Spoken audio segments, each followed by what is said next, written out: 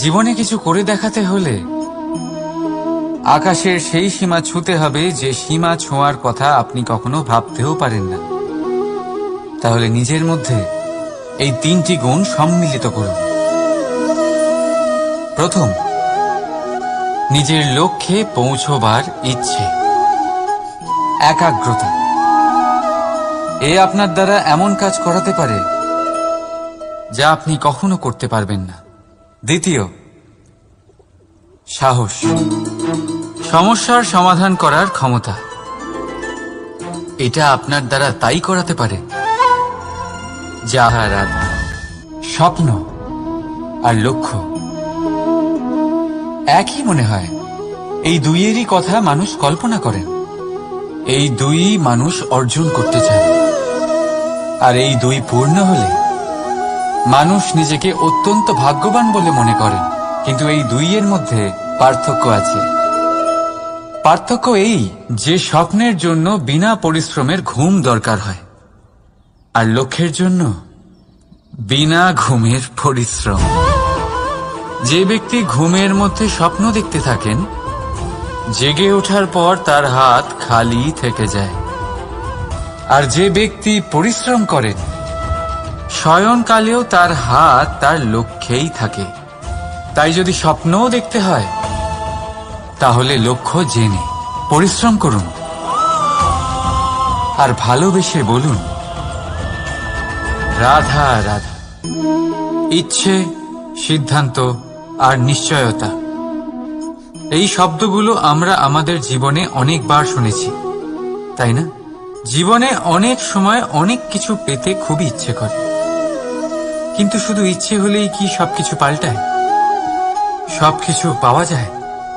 অনুর্বর জমিতে বাস করা ব্যক্তির মনে ইচ্ছে হয় যেন সে শীতল জল পায়, কিন্তু সে পায় না।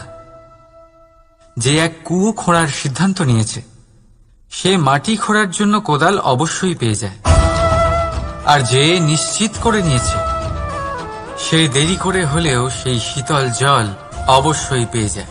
তাই জীবনে কেবল ইচ্ছে করবেন না, সিদ্ধান্ত নিন আর তারপর নিশ্চিত করুন, সব পেয়ে যাবেন। আর ভালোবেসে বলুন, রাধা রাধা। প্রদীপ জ্বালানোর কাজ বড়ই আনন্দদায়ক। উজ্জ্বলতার এই শিখা যেন আত্মার মধ্যে গিয়ে মনে উল্লাস ভরে দেয়।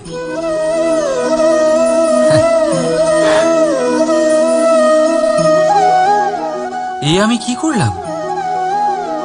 আমি একে নিভিয়ে দিলাম, অথচ এই দিয়েই আমি অন্য প্রদীপগুলি জ্বালিয়েছিলাম। কারণ যতক্ষণ এই শিখা অন্য প্রদীপগুলিকে জ্বালাচ্ছিল, ততক্ষণ এই নিজেও জ্বলছিল। কিন্তু যেই ও এই কাজ করা ছেড়ে দিল, তখন একেও নিভতে হল। বুঝলেন? সেরকমই জীবন হল উজ্জ্বলতা দেওয়ার আরেক নাম। যদি জীবনে শুভ কাজ করেন, অপরের উপকার করেন, অন্যদের সহায়তা করেন, তাহলেই জীবিত থাকবেন। আর যেদিন এই কাজ করা আপনি বন্ধ করে দেবেন, শ্বাস প্রশ্বাস নেওয়া সত্ত্বেও মৃত হয়ে যাবেন। তাই যতক্ষণ শ্বাস চলছে, আশারূপী উজ্জ্বলতা ছড়াতে থাকুন। বিশ্বাস করুন, মৃত্যুর পরেও আপনি অমর থাকবেন। তাই ভালোবেসে বলুন, রাধা রাধা। মানুষের একটা বিশেষ প্রবৃত্তি হল, তারা কখনো নিজেকে নিয়ে সন্তুষ্ট হন না, কখনো নিজেকে নিয়ে প্রসন্ন হন না। যা আছে তার থেকে বেশি পেতে চান, যা পেয়ে গেলেন তার থেকে আরো বেশি পেতে চান। নিজেদের জীবনে বদল, পরিবর্তন আনতে চান। আর এই প্রবৃত্তি এই সংসারে সবচেয়ে মহান, কারণ এই প্রবৃত্তির জন্যই সংসারের বিকাশ হয়। কিন্তু এই বদলের জন্য মানুষ তার খোঁজে থাকেন যা তার জীবনে বদল আনতে পারবে, তাকে পথ দেখাতে পারবে। তার জীবনে পরিবর্তন আনতে পারবে। আর তাই মানুষ সংসার জুড়ে তাকেই খোঁজেন যিনি তার পাশেই আছেন।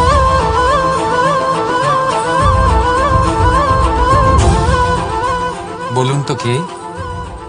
যদি কেউ আপনার জীবন বদলাতে আত্মবিশ্বাসের হাত ধরুন, আপনার সমস্যা আপনা থেকেই দূর হয়ে যাবে। তাই ভালোবেসে বলুন, রাধা রাধা। যবে থেকে জীব প্রাণের অস্তিত্ব পেয়েছে, তবে থেকেই আরো একটি শব্দ জন্ম লাভ করেছে, সংঘর্ষ। জন্মলগ্ন থেকেই মানুষকে বাঁচার জন্য সংঘর্ষ করে যেতে হয়। কখনো নিজের লক্ষ্যে পৌঁছবার জন্য সংঘর্ষ করতে হয়, আর কখনো যা পেয়েছেন তাকে রক্ষার জন্য সংঘর্ষ করতে হয়। কিন্তু প্রত্যেকে একই অভিযোগ করে যে সংঘর্ষ করার সময় ভীষণ কষ্ট হয়। আপনি যোদ্ধা হলে প্রহার আপনাকে সহ্য করতেই হবে। সাঁতার শিখতে হলে জলে আপনাকে প্রবেশ করতেই হবে। পায়ের তলায় তাদেরই কড়া পড়ে যারা রোজ হাঁটেন, আর যারা হাঁটেন তারা নিজেদের লক্ষ্যে অবশ্যই পৌঁছন। তাই মনে রাখবেন, জীবন ততক্ষণই আছে যতক্ষণ কর্ম করবেন। তাই সংঘর্ষ করতে থাকুন, কষ্ট ভুলে যান, আর আমার সাথে ভালোবেসে বলুন, রাধা রাধা।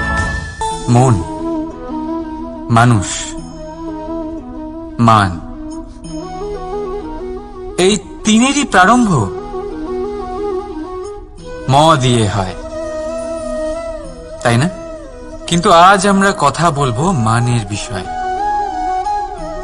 মানই সেই ভাব যা আমাদের মনকে সন্তুষ্ট করে। এই কলসিতে ভরা জলের মতন, যে জল এই পাত্রতে থাকার দরুন এর অস্তিত্ব বজায় থাকে।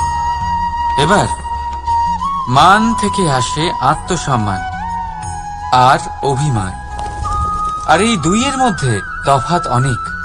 যে জল এই পাত্রের মধ্যে সংরক্ষিত তা হল আত্মসম্মান, যা আমাদের মনের সম্বল, অবলম্বন, যা এই পাত্রের মধ্যে শীতল থাকে, আর যিনি পান করেন তাকেও শীতল রাখে। আর যে জল এই পাত্রের বাইরে উতলে পড়ে তা হল অভিমান, যা বাইরের উত্তাপে বাষ্প হয়ে উবে যায়। সর্বদা মনে রাখবেন, আত্মসম্মান আপনাকে দৃঢ় করে, আপনাকে শক্তি প্রদান করে, আর অভিমান আপনাকে দুর্বল করে দেয়। তাহলে কি হতে চান আপনি? আত্মসম্মানী নাকি অভিমানী? সিদ্ধান্ত আপনার। রাধা রাধা। পড়ে যেতে কোনো আপত্তি নেই, শুধু পড়লে পড়ো সেই জলের ফোঁটার মতো যা এই সংসারকে জীবন দান করে। আর সেই ওঠার মধ্যেও কোনো কৃতিত্ব নেই, যেখানে অন্য কারোর কাঁধের ওপর পা রেখে উঠতে হয়। নিজের অস্তিত্ব হারাতে কোনো ক্ষতি নেই, যদি তা সেই বীজের মতো হয় যা এক নতুন গাছের অস্তিত্বকে জন্ম দেয়। কিন্তু সেই অস্তিত্বের জন্মে কি লাভ যা অন্য কারোর স্বপ্নকে নস্যাৎ করে তৈরি হয়? ক্রোধে, যা আপনাকে ভিতরে ভিতরে নষ্ট করে দেবে। রাধা রাধা। সব থেকে ভালো যুদ্ধ সেটাই যা কখনো লড়াই হয়নি, অর্থাৎ বোঝাপড়া, সন্ধি। সব আবশ্যক পরিস্থিতিকেই শুভ করা যায়। নিজের থেকে শক্তিশালীর সাথে যিনি সন্ধি করেন তিনি বিদ্বান। নিজের সমকক্ষের সাথে যিনি সন্ধি করেন তিনি গুণবান।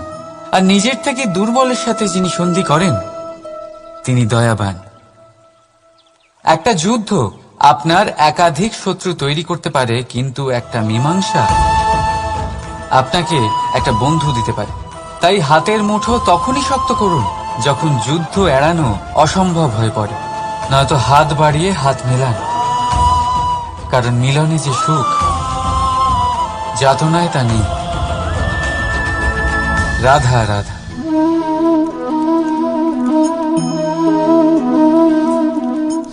শীতকালের সন্ধ্যায় এই জ্বলন্ত কাঠে হাত সেঁকতে কার না ভালো লাগে।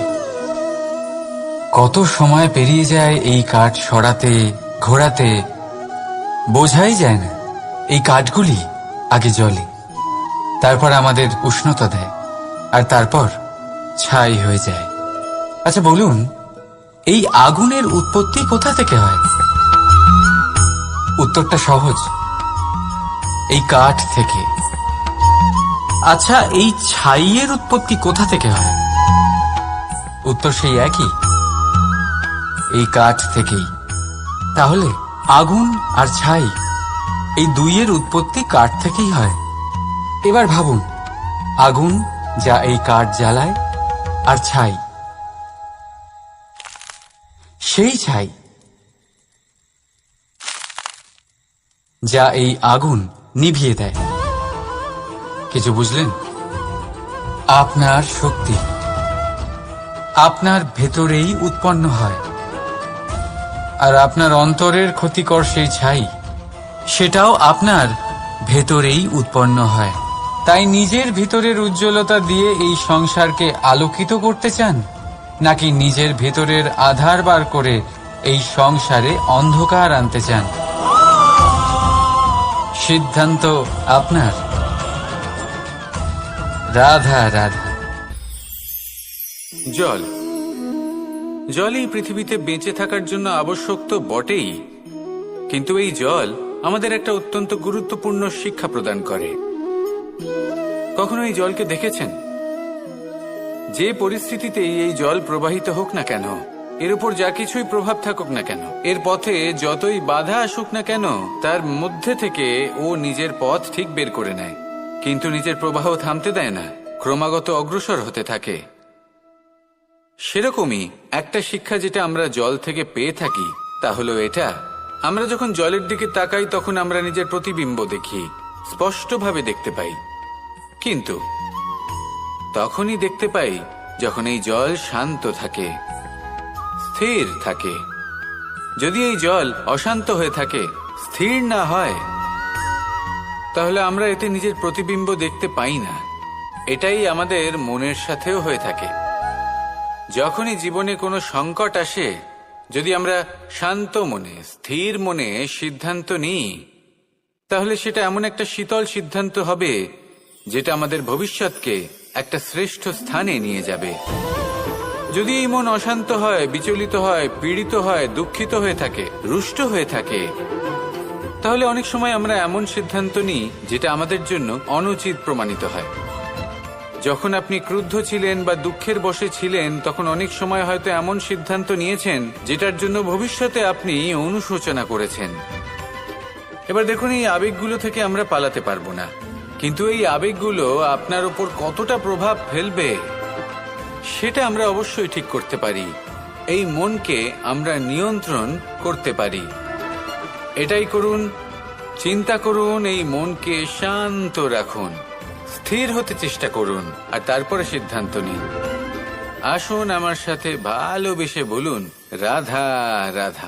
এই হিরেটা দেখতে পাচ্ছেন আপনি? লক্ষ কোটি বছর ধরে পৃথিবীর গর্ভে থাকার পরে এটা এতটা শক্ত হয়ে ওঠে, কিন্তু যখন খনি থেকে একে বের করা হয়, এটি কয়লার মতোই থাকে, সাদা, শক্ত, নিস্তেজ।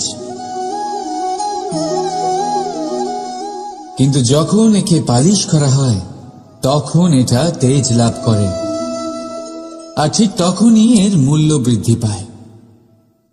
সংসারে মানুষের সাথেও ঠিক এমনটাই হয়ে থাকে।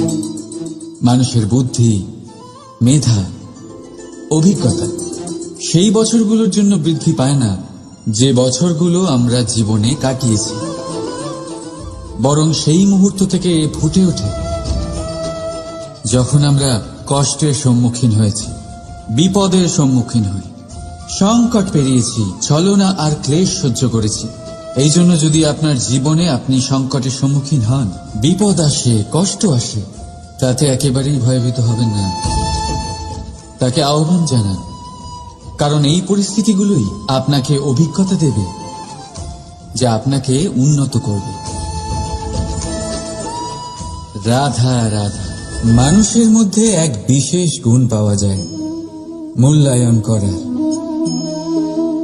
কোনটা দামি, কোনটা সস্তা, যেটা কিনতে গেলে অনেক মুদ্রা লাগে, অনেক পরিশ্রম লাগে, সেটা দামি।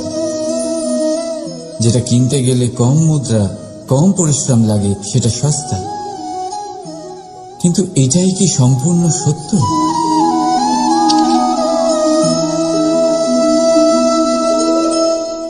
এখন আপনার সামনে একটা পাত্র আছে যাতে জল ভরা আছে, আর একটা সোনার মুদ্রা। বলুন, এই দুই বস্তুর মধ্যে বেশি দামি কোনটা? আপনি বলবেন সোজা ব্যাপার, সোনার মুদ্রাই বেশি দামি হবে। এই সোনার মুদ্রা দিয়ে আপনি এরম অনেক জলের পাত্র কিনতে পারবেন। চলুন, ঠিক আছে। এবার ভাবুন, আপনি যদি কোনো মরুভূমির মাঝে আটকে পড়েন, তৃষ্ণায় কাতর আপনি, তখন কোনটা দামি হবে? তখন তো আপনি এই এক ঢোক জলের জন্য নিজের সারা জীবনের উপার্জন, যা আপনি আয় করেছেন, সব দিতে রাজি হয়ে যাবেন। মনে রাখবেন, জীবনে দামি বা সস্তা বস্তু নয়, পরিস্থিতি হয়। আর প্রয়োজনে যা কাজে আসে, তার থেকে অমূল্য এই সংসারে আর কিচ্ছু নেই। রাধা অগ্নি। জীবনে খুব মহত্বপূর্ণ হয় এই অগ্নি। এই অগ্নি উজ্জ্বলতা হয়ে আমাদের জীবিত রাখে। কিন্তু ভাবুন, যদি এই উজ্জ্বলতা ক্রোধের অগ্নি হয়ে দিকভ্রষ্ট হয়, তাহলে কি হবে? একটা ছোট পাতা দিয়ে শুরু করে গোটা বনকে ছারখার করে দিতে পারে। ঠিক সেরকমই মানুষের ক্রোধের আগুনও অন্যদের তো ভস্ম করেই, কিন্তু তার পূর্বে স্বয়ং নিজেকেই ভস্ম করে দেয়। তাহলে কি করা যায়? কি করে নিয়ন্ত্রণ করা যায় তাকে? উত্তর হলো, তাতে জল ঢেলে দিয়ে, জলের মতো বইতে দিন একে। ঠিক সেইভাবে যেমন সূর্য নিজের অগ্নিকে তেজ বানিয়ে আপনার কাছে পৌঁছে দেয়। এটাই পার্থক্য সূর্যের অগ্নি আর ক্রোধের অগ্নির মধ্যে। সূর্যের অগ্নি বিচ্ছুরিত হয়ে প্রতিফলিত হয়ে আসে, আর সেই জন্যই তাকে তেজ বলা হয়। অন্যদিকে আমাদের ক্রোধের আগুনের কোনো সীমাই থাকে না। তাহলে নিজের অন্তরের শক্তিকে ক্রোধের আগুন বানিয়ে জ্বালাতে চান, নাকি উজ্জ্বলতা বানিয়ে বিস্তারিত করতে চান? সিদ্ধান্ত আপনার। রাধা রাধা। সংসারে সব থেকে কঠিন কাজ কি? কেউ বলবেন পর্বত আরোহণ করা, কেউ বলবেন সাঁতার কাটা, কেউ বলবেন আকাশে ওড়া। কিন্তু বাস্তবে সত্যি কি এগুলি কঠিন? আসলে যদি দেখা যায় তো এগুলি কিছুটা আলাদা। যে কাজ আমরা করতে অভ্যস্ত নই, আমরা তাকে কঠিন ভেবে নিই। যেমন সাঁতার কাটা আলাদা, পাহাড়ে ওঠার কলা আলাদা, আকাশে ওড়ার কলা আলাদা। যেমন কিছু মানুষ গণিত আর বিজ্ঞানকে কঠিন ভেবে নেয়, কিন্তু বাস্তবে এটা সাহিত্যের থেকে কিছুটা ভিন্ন, কঠিন নয়। দেখুন, এই সংসারে কঠিন কিছুই নেই, শুধু একে অপরের থেকে কিছুটা ভিন্ন। যেমন কোনো মানুষ হন, সম্পর্ক হোক, কারোর চিন্তাধারা বা বিচার বুদ্ধি হোক, কখনো কখনো আমরা বুঝতে পারি না, কারণ আমাদের চিন্তাধারা ও বিচার বুদ্ধির থেকে সেগুলি আলাদা। কিন্তু যদি এটা বুঝে নেওয়া যায় যে সেটা কঠিন নয়, একটু ভিন্ন মাত্র, তাহলে অনেক সম্পর্ক বাঁচানো যেতে পারে। রাধা। বলুন, শ্রেষ্ঠ কে? রেশমের সুতো যিনি তৈরি করেন, নাকি তিনি যিনি এই সুতো দিয়ে বস্ত্র তৈরি করেন? নিশ্চিতভাবে যিনি বস্ত্র বানান। এবারে বলুন শ্রেষ্ঠ কে? নদী তটে মাটি ছড়িয়ে রেখে দেয় যে বান, নাকি সেই মাটি একত্রিত করে তাই দিয়ে যিনি মূর্তি বানান সেই মূর্তিকার? নিশ্চিতভাবেই মূর্তিকার। এবারে বলুন শ্রেষ্ঠ কে? দেবতা আর দানবের সেই দল যারা অমৃত পাওয়ার জন্য এই সংসারে হলাহল ছড়িয়ে দিয়েছে, নাকি মহাদেব যিনি এই হলাহল নিজে পান করে নিজের কণ্ঠে ধারণ করেন? নিশ্চিতভাবেই মহাদেব সর্বশ্রেষ্ঠ। ঠিক এইভাবেই সংসারে ছোট ছোট ব্যাপারকে যারা বড় করে দেখেন তারা শ্রেষ্ঠ হন না, কারণ ছোট ছোট খুঁটিনাটিকে দ্বন্দ্বে পরিণত করা অত্যন্ত সহজ। কিন্তু সর্বশ্রেষ্ঠ তিনিই হন যিনি নিজের বিচার বুদ্ধি দিয়ে বড় বড় যুদ্ধের অবসান ঘটান। রাধা রাধা। নদীর জল মিষ্টি হয় আর সাগরের জল হয় নোনতা, আর কোন নালার জল দুর্গন্ধে ভরা হয়। কেন? নদীর জল মিষ্টি হয় কারণ সে সকলকে জল দেয়, সাগর জল নেয় আর তাই জন্য নোনতা হয়। আর নালা সে বওয়া বন্ধ করে দেয় আর সেই কারণেই তা দুর্গন্ধময় হয়ে ওঠে, সে কাজের অযোগ্য হয়ে ওঠে। আমাদের জীবনেও অনেকটা এমনটাই হয়ে থাকে। যদি নদীর মতন জীবনে কিছু দিতে শেখেন তাহলে জীবনে মিষ্টত্ব বজায় থাকবে। যদি সাগরের মতন ভাগ দেওয়ার বদলে শুধু সঞ্চয় করতে থাকেন তাহলে মনে তিক্ততা ভরে থাকবে। আর যদি নালার মতন বওয়া বন্ধ করে দেন, কর্ম করা ছেড়ে দেন, তাহলে কাজের অযোগ্য হয়ে যাবেন। আর সেই জন্য কোনো বিশ্রাম ছাড়াই কর্ম করতে থাকুন। আর যা কিছু আপনার কাছে আছে তাকে ভাগ করতে শিখুন। মন প্রসন্ন হয়ে বলবে রাধা। আপনি কখনো কোনো পাখি দেখেছেন? তীব্র বায়ু, ভয়ানক বর্ষা, হিংস্র জীব একাধিকবার তাদের বাসা নষ্ট করে দেয়, কিন্তু তাও সে ঝড়ের সাথে ঝগড়া করে না। সে কখনো বর্ষাকে হিংসে করে না, আর না সে হিংস্র পশুদের ওপর প্রতিশোধ নেয়। সে শুধু স্থান পরিবর্তন করে, অন্য কোনো শক্ত ডালে আবার নিজের বাসা বানাতে উদ্যোগী হয়, আর তারপর সফল হয়ে নিজের পরিবার প্রতিষ্ঠা করে।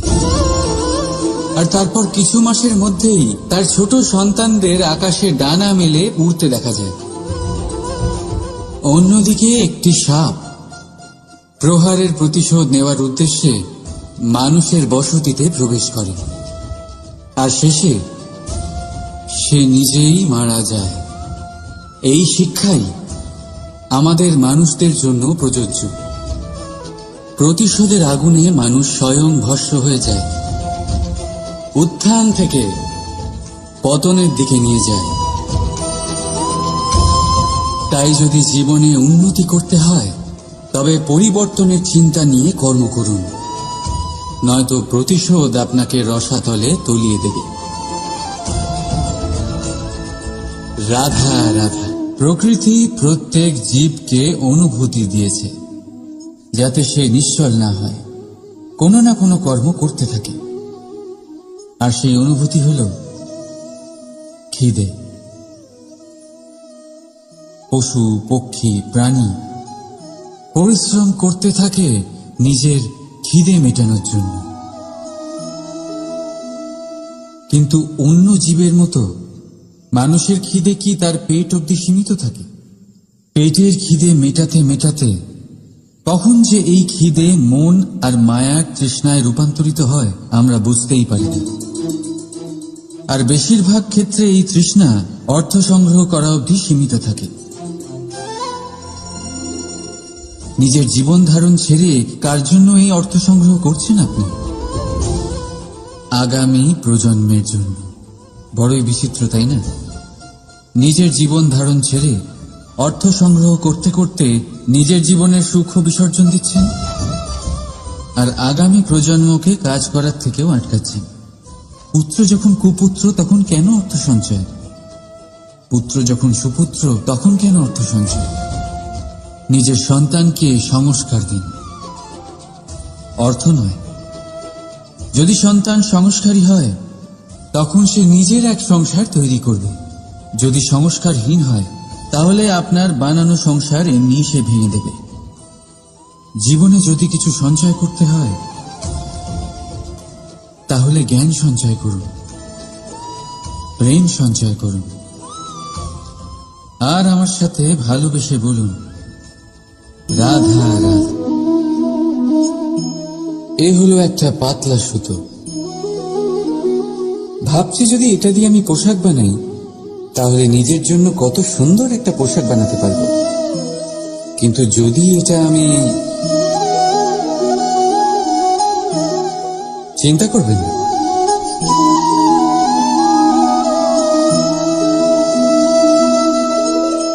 দেখুন এই সুতো জোড়া লেগে গেল। শুধু পার্থক্য হচ্ছে এটাই যে আগের মতো এটা আর সরল নেই, আর এটার দৈর্ঘ্য আগের থেকে কিছুটা কমে গেছে। এই সংসারে প্রেমের সাথেও ঠিক এটাই হতে পারে। প্রেমের এই সুতো যা দুই মানুষকে একসাথে বেঁধে রাখে, অহংকার আর স্বার্থের আঘাত সে সহ্য করতে পারে না, ছিঁড়ে যায়। চেষ্টা করলে আবার এই সম্পর্ক হয়তো জোড়া লাগতে পারে, কিন্তু তা আগের মতো কখনোই থাকে না, কারণ মনে গিট পড়ে যায়। সেই জন্য প্রেমকে স্নেহের সাথে সামনে রাখুন, অহংকার আর স্বার্থের থেকে দূরে থাকুন। রাধা রাধা। এই ফলটা দেখছেন আপনি? এটা সেই ফল যেটা গাছের সবচেয়ে উঁচু ডালে পাওয়া যায়, কিন্তু যখন এটা খসে পড়ে তখন এটা আকাশের দিকে যায় না যা ওপরে আছে, সে যায় সেই ভূমির দিকে যে নিচ থেকে তার দিকে তাকিয়ে থাকে। কেন? কারণ এই ফলের নিজের উচ্চতার ধারণা মাটির থেকে নিজের দূরত্ব দেখে হয়। এই ব্যাপারটাই আমাদের মানুষের জন্যও খাটে। যদি আপনি সম্পন্ন হন তাহলে তাদের সাহায্য অবশ্যই করবেন যাদের সামর্থ্য আপনার থেকে কম, যাদের সাহায্যের অত্যন্ত প্রয়োজন। আপনার সামর্থ্য বেশি কারণ তাদের আপনার থেকে সামর্থ্য কম। দেখুন, জীবনে আনন্দ শুধু বড় হওয়ায় নয়, বরং তাদের সাহায্য করেও আছে যারা কোনো কারণবশত আপনার থেকে নিচে রয়ে গেছেন। আর যখন একটা ফল এই কথাটা বুঝতে পারে তখন আপনি নয় কেন? রাধা রাধা। কখনো ভেবেছেন যখন মাতা সন্তানকে জন্ম দেয় তখন কি হয়? 9 মাস গর্ভে ধারণ, প্রসবের তীব্র যন্ত্রণা, যে যন্ত্রণা এতটাই ভয়ানক হয় যে মনে হয় সন্তানের জন্মের সাথে মাতারও এক নতুন জন্ম হচ্ছে, আর এই জন্মের সাথে শেষ হয় মাতার যন্ত্রণার। কিন্তু যদি আপনি আপনার দৃষ্টিভঙ্গি পাল্টে দেখেন তাহলে আপনি বুঝতে পারবেন যে এই যন্ত্রণার অন্ত এক অপার আনন্দের প্রারম্ভ সন্তানের, আর সন্তান মাতা পিতার জন্য সুখের প্রারম্ভ। জীবনের সাথে এটাই হয়।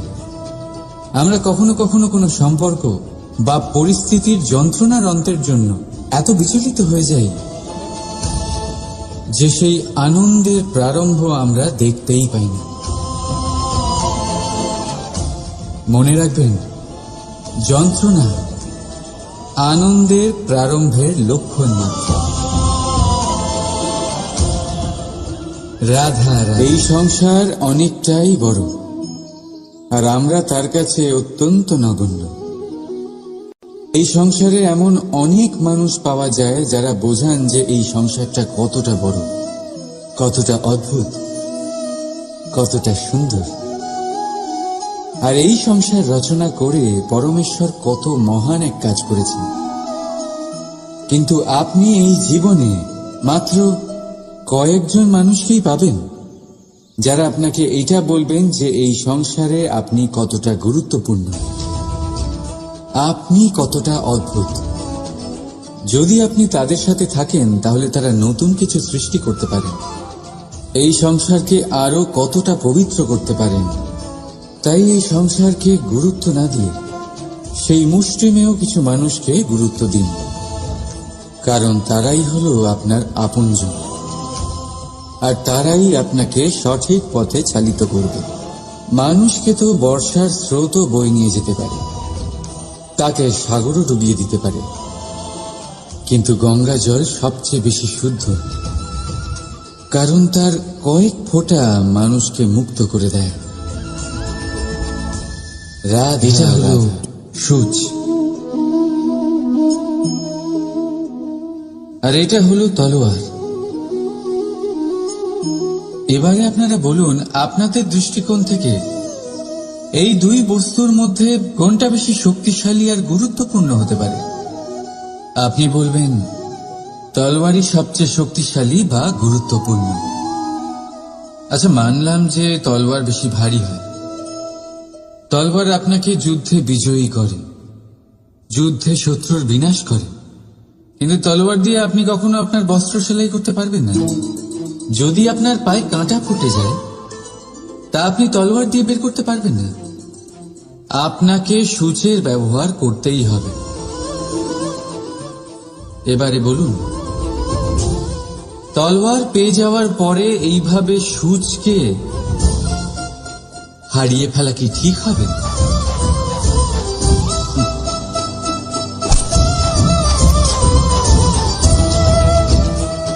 ঠিক সেইভাবেই জীবনে সম্পন্ন বন্ধু পাওয়ার পরেও আপনার সেই বন্ধুদের হারাবেন না যারা কম সম্পন্ন, দরিদ্র, কারণ তারা আপনার সাথে তখন ছিলেন যখন আপনি কিছুই ছিলেন না, আর জীবনে দরকার পড়লে তারাই আপনার কাজে আসবে, সম্পন্ন বন্ধু নয়। তাই যাকে ভালোবেসেছেন তার সাথে বন্ধুত্ব পালন করুন, চিত্ত আনন্দে জেগে উঠবে। রাধা রাধা। মানুষের জীবন কি? আপনি বলতে পারেন জন্ম আর মৃত্যুর মধ্যেকার সময়। আর মৃত্যু কখন হয়? যখন মানুষ শ্বাস নেওয়া বন্ধ করে দেয়, হাত পা নাড়ানো বন্ধ করে দেয়, ভাবা ছেড়ে দেয়।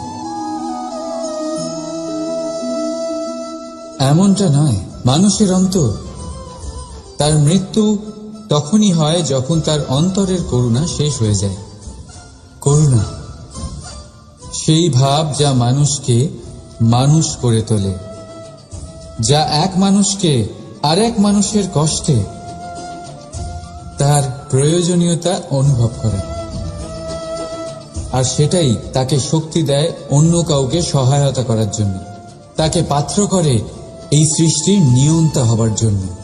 দেখুন, এই সংসারে মৃত্যু কেবলমাত্র একবারই হয়, তাই তার আগে কেন মরব? এই করুণাকে কেন মারব? নিজের মনুষ্যত্ব বজায় রাখুন, মৃত্যুর পরেও আপনি জীবিত থাকবেন। রাধা। সময় বড়ই বিচিত্র অনুভব দেয়। যখন অপেক্ষা করছেন তখন অনেক লম্বা হয়ে যায়, প্রতিটা মুহূর্ত একটা গোটা দিনের মতো মনে হয়। ঠিক সেইভাবেই যদি কোথাও যেতে দেরি হয় তখন সময় দৌড়তে থাকে, প্রসন্নতায় বয়ে যায় আর নিরাশায় থমকে যায়। আপনদের সাথে থাকলে সময়ের খেয়ালই থাকে না, শত্রুদের সাথে থাকলে সেই সময়ই খারাপ হয়ে যায়। কিন্তু এটাই কি সত্যি বাস্তব? না, সময় তো সময়ই হয়, নিজের গতিতেই চলে সে। শুধু সেই গতির আভাস আমাদের মানসিক অবস্থা অনুযায়ী বদলে যেতে থাকে। তাই এই সমস্যা সময়ের নয়, আমাদের মানসিকতা। তাই নিজেকে খুশি রাখুন, অন্যদেরও খুশি রাখুন। আগের সমস্ত ঘটনা ভুলে যান আর একটা উজ্জ্বল ভবিষ্যতের দিকে অগ্রসর হন। সময় সব সময় ভালোই লাগবে। প্রেম করুন সবার সাথে, সময় সব সময় সুখেই কাটবে। রাধা রাধা।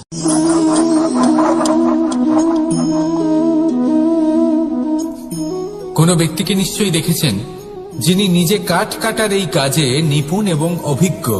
এবার আপনারা দেখবেন যে তার মনোযোগ সমস্ত কাঠের ওপর থাকে না, তার মনোযোগ থাকে শুধুমাত্র একটা কাঠের ছোট্ট একটি অংশের ওপর, যেখান থেকে তার টুকরো করা হচ্ছে। কিন্তু সেটা উনি কেন করেন? যদি এটা উনি না করেন তাহলে সেই কাঠ সঠিক পদ্ধতি এবং তাড়াতাড়ি কাটা যাবে না। জীবনেও তাই হয়ে থাকে। আপনি হয়তো কোনো লক্ষ্য স্থির করেছেন বা পথ নির্বাচন করেছেন বা কাজ স্থির করেছেন যেটা আপনি করেই ছাড়বেন। তাহলে নিজের সম্পূর্ণ মনোযোগ শুধুমাত্র তার উপর কেন্দ্রীভূত করুন। যদি আপনার মন এদিক ওদিক তাকাতে থাকে, অস্থির হয়ে পড়ে, বিচলিত হয়ে পড়ে, যদি তা হয়ে থাকে তাহলে আপনি অবশ্যই অসফল হবেন। তাই কর্মঠ থাকুন, নিরন্তর কর্ম করতে থাকুন এবং পূর্ণ মনোযোগ দিয়ে নিজের কাজ করুন। নিজের পথে অগ্রসর হন বা নিজের লক্ষ্য প্রাপ্ত করতে চেষ্টা করুন। তারপর দেখুন কি হয়, কিভাবে উচিত পথে এবং তীব্র গতিতে আপনার লক্ষ্য আপনার কাছেই পৌঁছে যায়।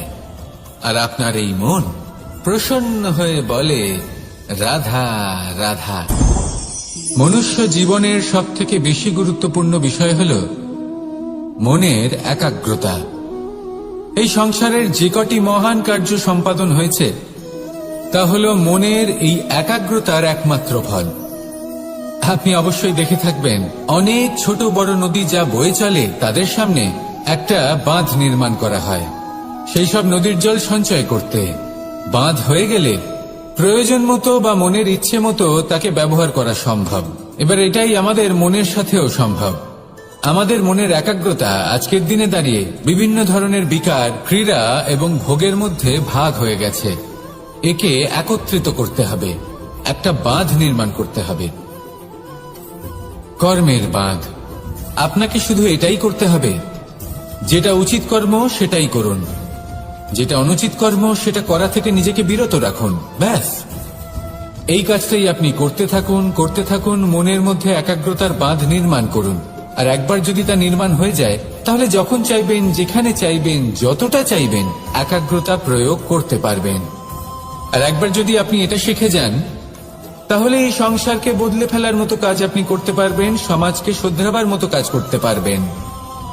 তাহলে এই মনকে একাগ্র করুন আর আমার সাথে ভালোবেসে বলুন রাধা রাধা।